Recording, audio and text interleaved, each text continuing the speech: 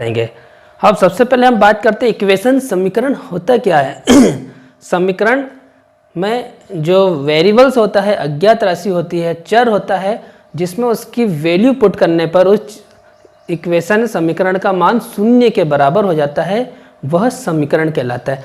हम एक समीकरण लेते हैं, जैसे हम लेते हैं x धन 1 इजिकल टू 0। हम x की जगह ऐसा क्या रखें कि इस इक्वेशन का मान शून्य हो जाए, तो x इज इक्वल टू मैंने रख दिया -1, तो -1 + 1 इज इक्वल टू 0। तो 1 से 1 कैंसिल, तो 0 इज इक्वल टू 0। तो यह इक्वेशन कहलाता है। ये अपने पिछली क्लास में आपने पढ़ा होगा। अब हम पढ़ेंगे यहाँ पर द्विघात समीकरण।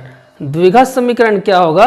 द्विघात समीकरण में क्या होगा? जो चर होता है, चर की अधिकतम घात 2 होगी, और इसमें जो वेरिएबल्स है, जो चर है, इसमें आपको 2 ऐसी वैल्यू पुट करना होगा जिसे रखने पर उस इक्वेशन का मान शून्य के बराबर हो जाता है। हम इसकी परिभाषा लिखेंगे, तो परिभाषा क्या हो जाएगी?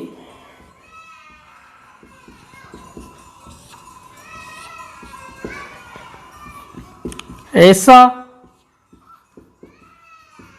समीकरण जिसमें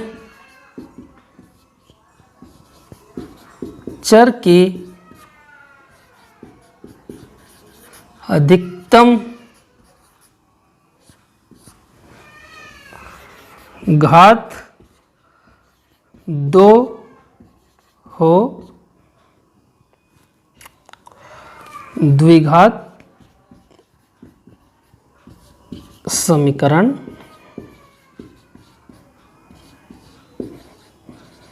कहलाता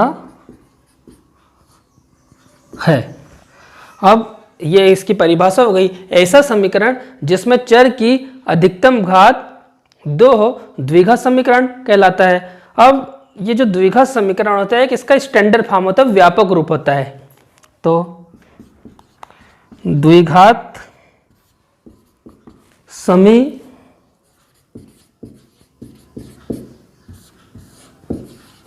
का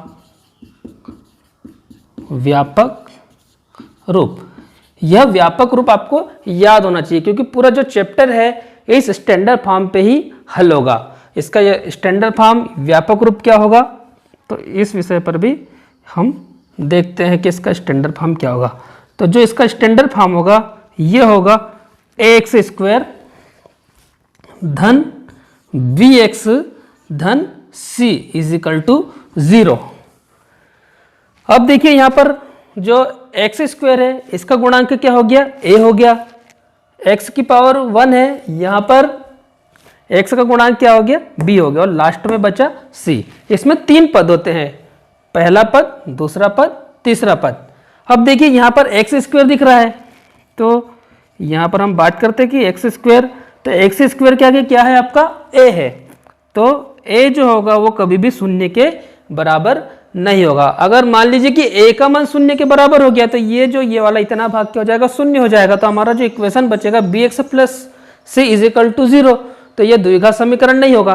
तो इसमें ध्यान रखने वाली बात यह है आपकी कि x² की वैल्यू कभी भी शून्य के बराबर नहीं होती। अब बात करें हम ABC की, तो ABC यह होती है आपकी वास्तविक संख्याएं। यह आपका हो गया द्विघात समीकरण की परिभाषा और उसका व्यापक रूप। अब हम यहां पर बात करें कि जो द्विघात समीकरण में अधिकतम पावर कितनी होती है? कितनी घात 2 है? अधिकतम घात 2 है। तो इसमें जो द्विघात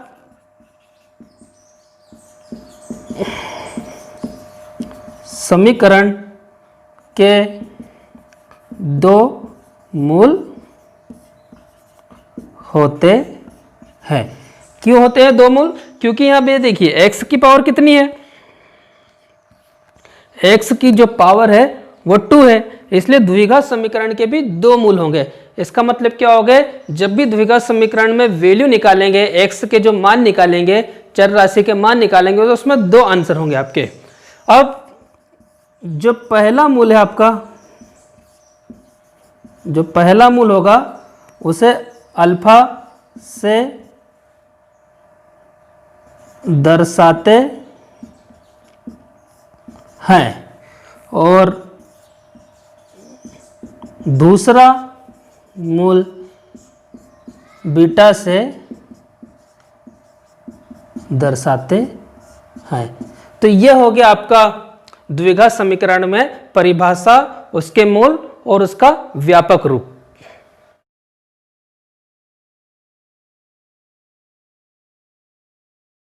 एक्स स्क्वायर धन बी एक्स धन शून्य बराबर में ए का मान जो होता है वो शून्य के बराबर नहीं होता है, में निम्नलिखित स्थितियां प्राप्त होती है।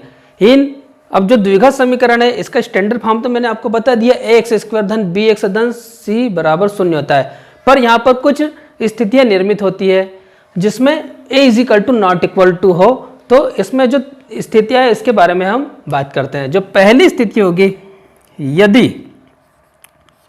यदि b बराबर शून्य हो और c बराबर नॉट इक्वल टू 0, तो इसमें आपका द्विघात समीकरण क्या हो जाएगा? तो ये जो द्विघात समीकरण दिख रहा है आपको, ए एक्स स्क्वायर धन बी एक्स धन सी बराबर शून्य में हम क्या करेंगे, जो b है, अब a का मान तो नॉट इक्वल टू 0 है, b का मान क्या करेंगे, 0 रख देंगे। तो b का मान हम 0 रख देंगे, तो ये हो जाएगा आपका एक्स स्क्वायर धन b की जगह क्या रख देना आपको 0, तो 0x हो जाएगा और धन c बराबर शून्य। अब c का मान नॉट इक्वल टू 0, तो c का मान शून्य के बराबर नहीं होगा। अब इसको हल करते हैं, तो एक्स स्क्वायर धन ये शून्य हो जाएगा, 0 हो जाएगा, तो बराबर में 0। तो पहली स्थिति में क्या हो जाएगा, जो वर्ग समीकरण होगा, अगर b, यदि b इज इक्वल टू 0 और c नॉट इक्वल टू 0, तो यह समीकरण हमारा हो जाएगा एक्स स्क्वायर धन c बराबर 0। अब दूसरी स्थिति पर बात करते हैं, यदि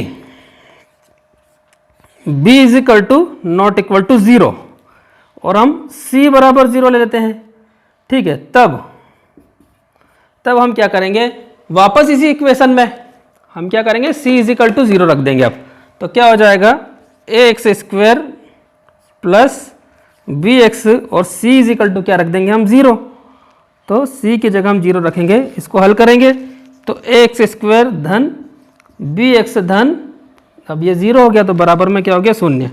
तो मतलब क्या हो गया आपका कि यदि b is equal to not equal to 0, c is equal to 0, तब हमारा जो द्विघात समीकरण का रूप क्या होगा, ए एक्स स्क्वायर धन बी एक्स बराबर 0। अब तीसरी स्थिति में आप देखिए, यदि b बराबर भी 0 और c बराबर भी 0, तब आप देखिए क्या हो जाएगा। तो इसी इक्वेशन में हम b और c का मान दोनों की वैल्यू क्या कर देंगे, 0 पुट कर देंगे। तो ये हो जाएगा एक्स स्क्वायर और ये हो जाएगा 0x धन 0 इज इक्वल टू 0। तो तब क्या हो जाएगा, ये दोनों पॉइंट 0 हो जाएंगे, तो बराबर में 0। तो ये वर्ग समीकरण का आपका रूप हो जाएगा। तीसरी स्थिति में a बराबर भी नहीं हो 0, b बराबर भी नहीं हो 0 और c बराबर भी नहीं हो 0, तब जो आपका वर्ग समीकरण है इसका जो रूप होगा आपका क्या हो जाएगा, एक्स स्क्वायर धन बी एक्स धन सी बराबर में 0। तो ये 4 स्थितियाँ आपकी होगी। अब इसके एग्जाम्पल पर बात कर लें, तो एग्जाम्पल इसका क्या हो जाएगा, पहले का। अब इसमें क्या b की वैल्यू है क्या, तो आप a और c की जगह कोई से भी अंक ले सकते हो। तो मैं लेता हूँ 2x square plus 4 is equal to 0। जो दूसरा एग्जाम्पल है आपका, इसी में अब देखिए c का मान 0 है, तो ये हो जाएगा आपका 2x स्क्वायर धन 3x इज इक्वल टू 0। अब तीसरी स्थिति में b बराबर 0, c बराबर 0, तो इसमें a का मान आप ले लीजिए 2x square is equal to 0।